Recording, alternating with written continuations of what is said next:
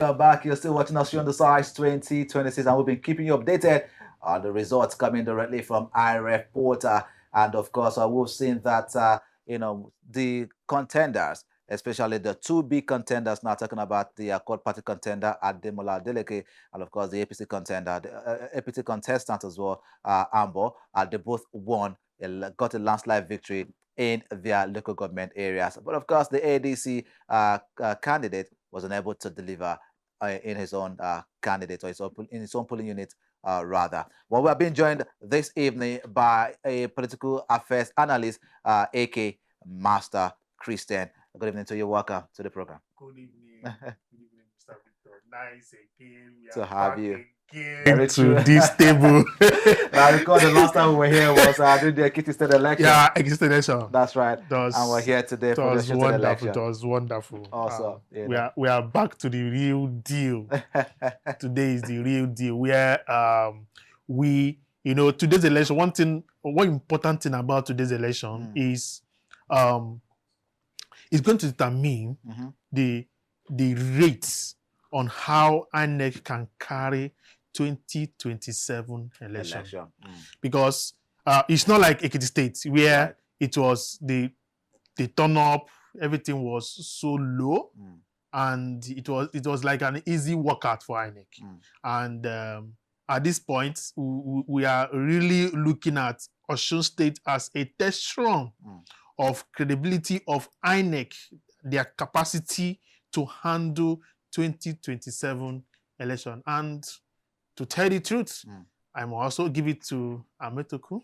Okay. That he has done with so far all I've seen. Ametoku. Yeah, the INEC chair. Yes, he has really done a nice job, and we are looking and expecting that this Osun State election will change the narrative about him towards Nigerians, because I know that he needs to write his name on a whiteboard. All right. At this point. About INEC doing so much. But of course, we've been having this conversation since morning. Various analyses have actually gone on.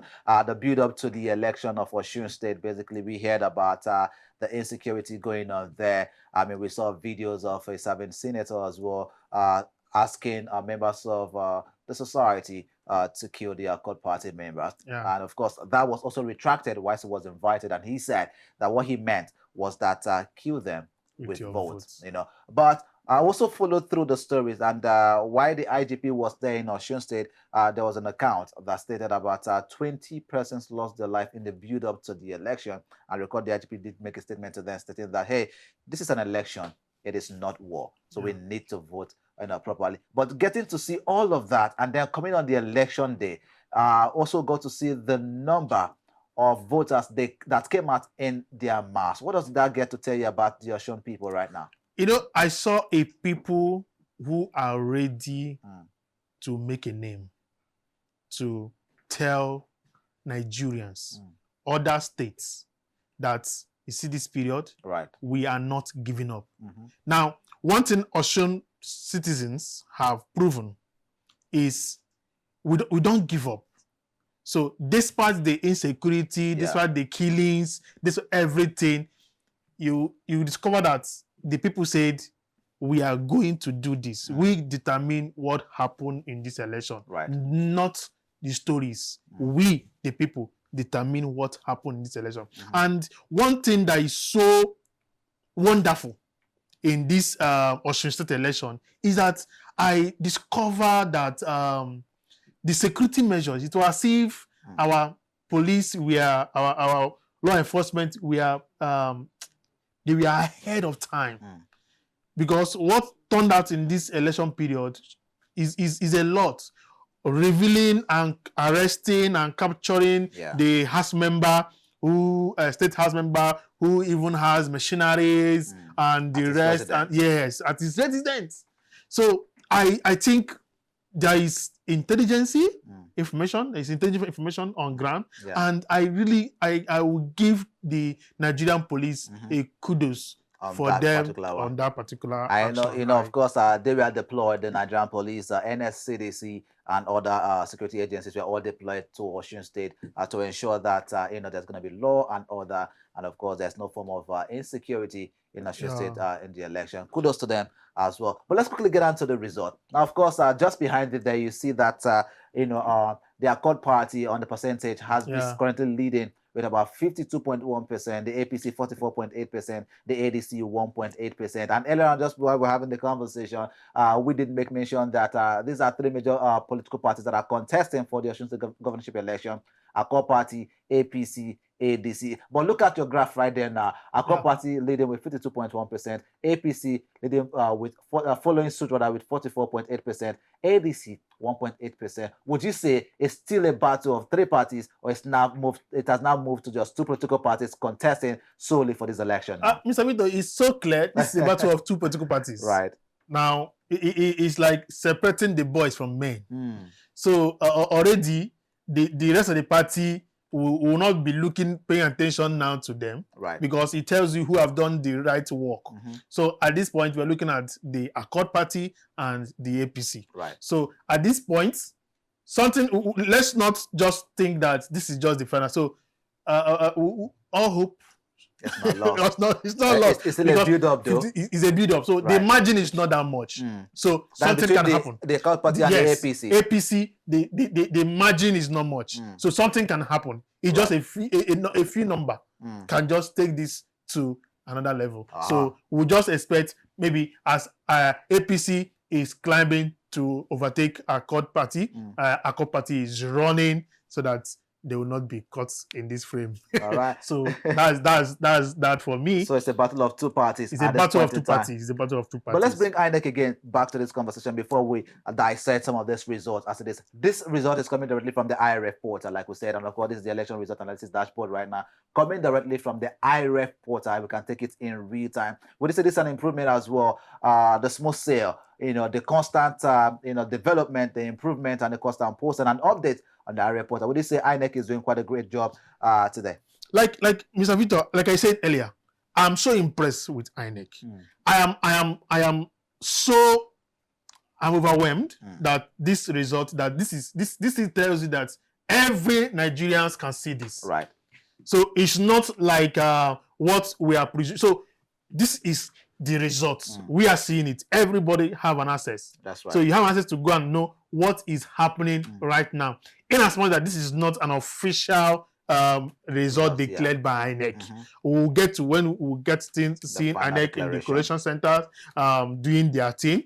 But at this point, you can have an idea of what we counted. Right. So at this point, even party agents should be able to know that what we have here is what should reflect in what they're going to be having at the collation centers. That's right. So this is an evidence, this is a proof that Nigeria can have a free and fair transmission of election result. When we spoke with the deputy publicity director for INEC, Wilfred Foga, and this is also one of the things he said to us. Of course, that citizens, residents, and all Nigerians can monitor the election result using the IRF portal, and we are seeing that happening today. Well, of course, the issue of vote buying was also spotlighted, in today's election, right? Where it was recorded that some persons were actually exchanging money for vote buying in Osun State today. And talking about that vote buying now, let's quickly just get down to the Atakumosa East area. And this is an area that has now brought up a concern because look at the registered voters there, 47,000, right? 767 registered voters. The PVCs collected here is 39,885 PVCs collected. But when we get down to the numbers of voters that were accredited, you see 85,301. And now total votes that has been cast is 85,421 total votes. So the disparity is in the registered voters here. The disparity is still PVCs collected, and now the numbers of people that have been accredited and also voted is way above the numbers of the PVCs collected, way above the numbers of the accredited voters here as well. What do you get to make of this? The figures are still changing. Yes. Earlier on, you will see we have like 60,000 Surely. 60,000 accredited voters, Mhm. accredited voters. But if you watch now, you will see that the number it has increased. It has increased. Now it shows that figures are still coming in, right? But this is a challenge. Now my challenge is on the registered voters. Right. The registered voters. So whatever is happening down here is not my concern. Okay. It shows everything that is happening down here shows that there is irregularity here. So it is clear. Every Nigerians, everyone that is watching this will know that something wrong happened here. Right? Yeah. So because there is no how. So if you check the West area, the West area tells you that this is the figure. Right. And you see that there is no how registered voters will be lesser than the accredited voters. Right. Now, if you go to the east, if you can take us to the east side, take us to the east. Let's get on to Ademola East as well. East. Just so somewhere around there. That is it, yeah. Now, if you check Ademola East now, now is glaring. Now, registered voters is 47,767. Right. Mr. Victor, make it make sense that registered voters in a local government is 47,767. Right. And number of voters cast is 85,421. Now, with this, you know that INEC will be waiting for INEC decision on this results. Yeah. Because it's glaring. It's clear that this part, something happened. So, and if you watch, almost the two parties, their votes exceed the number. So, where is it that the if I may say, allegedly, it might be the imported voters, maybe from other local governments, or a number has been added that made this, because accredited voters, it means, and you know, also when we talk about accredited voters, it means people that came out. Yes. At the polling unit. At the polling unit. Those that were accredited at the polling. People that came out at the polling unit are more than people that registered in that polling unit, in the local government. And so that's the question we're asking here right now. Basically, because then it's just like you've been stating, clearly here that there are irregularities that have gone on in this particular polling unit. And this is one of the things, of course, that citizens will be using as well to judge INEC. Would this be allowed to stand? Is there an explanation for this? Is there a glitch that's led to this particular number being improved? And you also mentioned that this could have been allegedly due to the imported voters that have come in from different parts of the country to Osun State. But of course, also do recall that when Kisley was speaking to us, an arrest was made yesterday, by the member of the House, who an arrest was made yesterday, talking about the member of the House of the Osun State Assembly who brought in, who exported members of other parts of the country into Osun State for this for the voting to happen. But of course, if the police said they arrested him yesterday, which is to say that to an extent they stored that from happening because the election is today. This arrest was made yesterday. Are they saying, of course, that, based on your allegations now, is it possible that everyone who was brought in were not apprehended and they were still let loose within Osun State to carry out this particular irregularities? And we're not so sure now if this also happened in the Ademola East area. That's the arrest as well. Now, Mr. Victor, one thing that we need to understand, that someone was arrested does not mean that an act was not yet done in that place. So it may not be, just like we can't say that a bad thing didn't happen today. That you caught someone doesn't mean that person didn't commit it elsewhere. Okay. So it might not be the only person in this, right? This is politics. This is election time. Right. So it might not be the only person. Now look at where I have a question for even the returning officer in this local government of Ademola East, because what did these people, the accredited voters, what did they use to be accredited? Because when you know the process for you to be accredited, that it must be your PVC. Right. Now, if you watch people that collected their PVC in this local government are 39,885. So on what margin, what did they use to be accredited here, then to cast their vote? So there are many questions we need to ask here. Right. And INEC need to give us the answers. Very because true. One, if they are using PVC to accredit voters, what did they use to get this accreditation? Of course. Who gave them the pass? And that's the question that we're asking. But let's go back again now to the Ede North, of course, where the Accord Party candidate won in a landslide victory. Okay. Ede North, of course, and that's where he's from. And he also got to win in that particular polling unit. Also, Bola Oyebamiji won in Irewole. But the ADC candidate, Najim Salim, in Ejigbo, was unable, this is Ejigbo right now, was unable to deliver his polling unit, as it is being said. There, the Accord Party actually still led, and of course they won. The APC even came second, and the ADC now came 3,000. They came third with a total more vote of 3,547 in the vote. What does that say about the party, and of course the candidate there in losing also in his own hometown? Now, it means, to me, most times it tells you a man who is not known in his hometown. And if you cannot secure your hometown and strangers are here and they defeated you in your hometown, I don't think there is other place you can even win.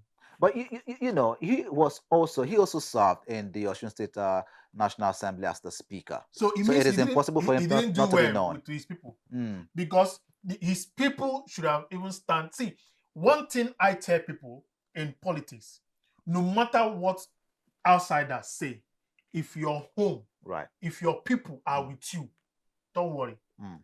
At least, even if he didn't, Salem didn't win any other place, but at least he should have even secured his hometown. Right. So if he couldn't secure his local government, then tell me who else was going to trust him to secure their mandates so if his people do not believe him that what he's going to talk about and what his agenda, if his people, his local government do not believe him. And now permit to say this, that these people from a land, a Lesha, might not know him well.